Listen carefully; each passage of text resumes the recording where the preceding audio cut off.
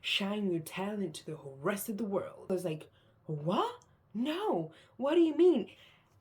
Hey, welcome back to my channel, and if you're new, welcome.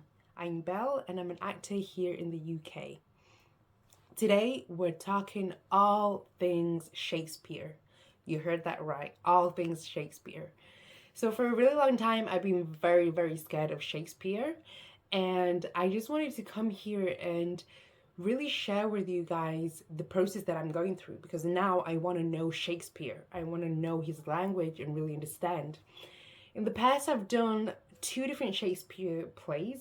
Well, one Shakespeare play, which was A Midsummer Night's Dream, and I played Puck, and I really enjoyed it. I really, really enjoyed it because we did it as a group. And the second time I did Shakespeare was when I did a monologue from Cleopatra, you know, her dying scene. And so I didn't actually read the play. I just watched a movie online that I found, and then I did my own version of the monologue. So I think that is a good process. At the same time, you don't really understand it because, God, I do not understand Shakespearean language. Like, I understand some of it, but a lot of it, I'm just like, huh? What? Huh? My brain's just like, you know? So now I really want to try and master Shakespeare as much as possible. And so I've started with Measure for Measure because a director that I worked with kept talking about it, and he kept talking about how he saw me as one of the characters. I think it's Isabella. And so I thought, okay, let me give this Shakespeare thing a go. And so I want to talk about my process that I'm going through right now, the process that I'm using to understand Shakespearean language better. So what I did, so let's get to it. Let's get down to it. So my process is, I have signed up for Spark Notes. If you know Spark Notes, it is amazing. It is so amazing because on one half of the page you have the Shakespearean language, and the other half you have modern language. So what I do is I read the Shakespearean version. So I'm doing act 1, scene by scene. So today I've just read act 1, scene 2. And I started off reading the Shakespeare side, and then I went on and read the modern version. And I was like, wow, because when I read the Shakespeare side, okay, there's little bits that I understand, so I'm, tap on the back for that. And then there's a lot of it that I don't understand, so I just read the other side, and I'm like, okay, that is what you mean, Shakespeare.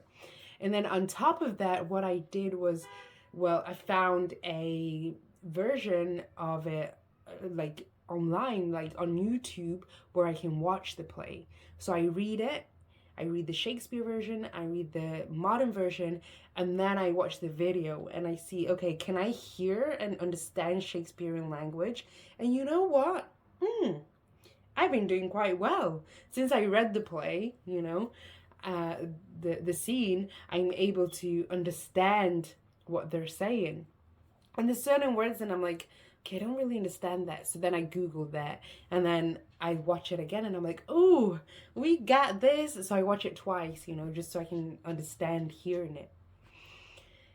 So let's get down to this. So I want to explain to you Act 1, Scene 1, and see if you think my translation of the play is on point. And if it is not, feel free to comment below and be like, girl, So I got my notes here. And if you try to read the notes, you'd be like, what on earth does that say? Because look at it. It's so terrible, right? My writing is terrible there. But I was just like quickly scribbling, like I'd read it and go, yeah. In the first act, we're introduced to the Duke, and we're also introduced to Aeschylus. I can't remember how they pronounce the name, so I don't know how you can tell me if I'm pronouncing it right. Let me know down below. If I'm pronouncing it wrong, let me know down below. Either way, I'll find out.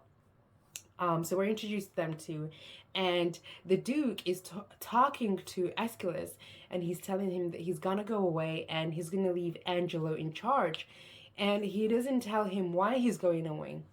So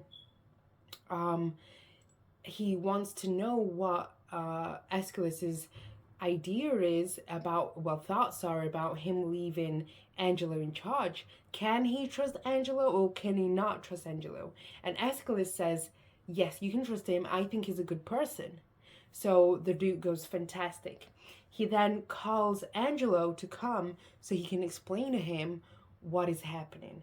So Angelo comes and he tells him, look, I'm leaving you in charge. And, you know, because the way a man acts consistently shows the world the sort of person he is. And that to me is like the Duke saying, I've seen the way you act and I think that you're a very responsible person, so I'm going to leave you in charge. And then he tells him, this part really blew my mind. I was like, wow, so it is true. Shakespeare was so clever for his day and age. Like, it even blew my mind, and I was like, oh my God, this is a message. This is meant to be for me. But anyway, so he tells him, what does he tell him now? God gives people talents, and the talents are not your own. And if you don't use the talents, you're wasting the talents. God uses our talents the way that we use a torch. So a torch we use to light the world, you know, to see where we're going, and people can see us. And we're glowing, you know, shining our talents out to the world, sharing the talents, serving people with the talents. Yeah, and we don't use the torch to shine ourselves, you know? So we don't, by not using the talents that we're given, we're literally useless. Like we're not doing good to the world, you know? We're keeping that talent to ourselves and it's not serving anyone else. So there's no, it's like doing that is as if we don't have any talents. I hope that made sense. But to me, it made a lot of sense. Because it's like, if you're not using your talents, is there any point in you having them talents? You know? And God doesn't give us our talents to just keep them to ourselves. He gives us the talents so we can share the talents with the world, with the whole entire world, you know? So, ladies and gentlemen, I give you permission. Go out there and use your talents. Shine your talent to the whole rest of the world. And after he says that to Angelo, Angelo's like, what? No, what do you mean? Test me a little bit more, you know? Test me. And the Duke is like, no, I trust you. Honestly, I trust you. Don't worry about it. You got this. And the Duke goes. And we're left with Angelo and Aeschylus on stage, and Aeschylus is like, you know, this is great that you're in charge. However, I don't know what my duties are. So I don't know what I have to do now. And I, you know, I respect you, but I need you to tell me what I gotta do. What is my job now? And Angelo, the deputy duke, says, well, I don't know either.